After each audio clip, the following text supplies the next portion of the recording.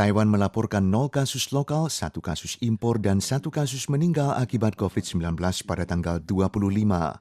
Ini adalah pertama kali tidak ada kasus positif dalam satu hari sejak Taiwan memberlakukan waspada pandemi level 3 Mei lalu.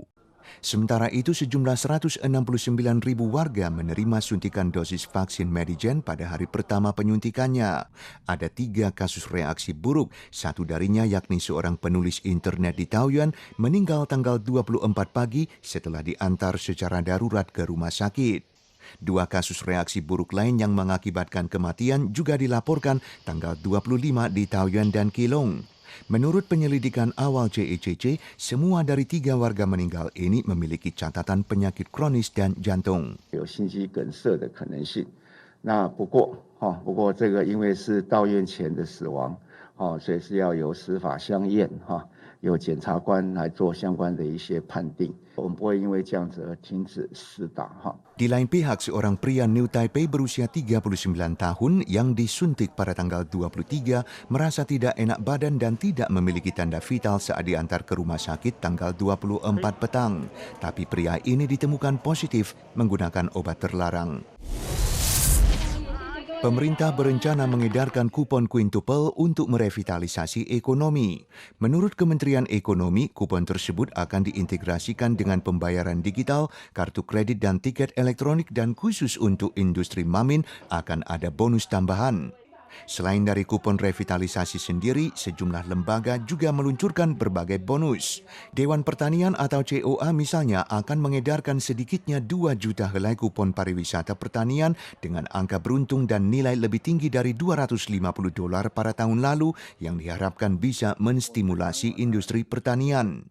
Menurut COA, kupon ini bisa dipakai secara terpisah atau digabungkan dengan kupon revitalisasi dan bonus tambahan pelaku usaha di sekitar 2.700 lokasi, termasuk asosiasi, desa, dan komunitas pertanian. Pemeriksaan di berbagai tempat diperketat setelah Dewan Pertanian atau COA membongkar kasus penyelundupan produk daging babi dengan kandungan virus demam swine Afrika atau ASF oleh sepasang ibu dan anak dari Vietnam pada tanggal 22. Di Miaoli melalui catatan pengiriman tak normal dari Vietnam, polisi menemukan produk daging tanpa label di rumah warga. Di Tainan, Pemkot tanggal 22 mulai mengadakan sidak dan menemukan produk daging ilegal di 103 lokasi di distrik Yongkang dan Matau. Semuanya telah disita untuk diperiksa.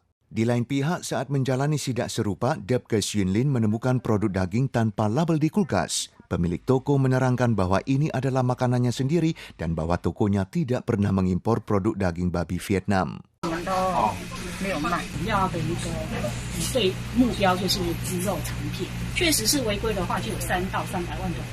Perihal kasus penyelundupan pertama yang membangkitkan kontroversi kali ini, administrasi Bea Cukai telah mencabut izin usaha bagi perusahaan logistik Chonghe International atas alasan pelanggaran serius.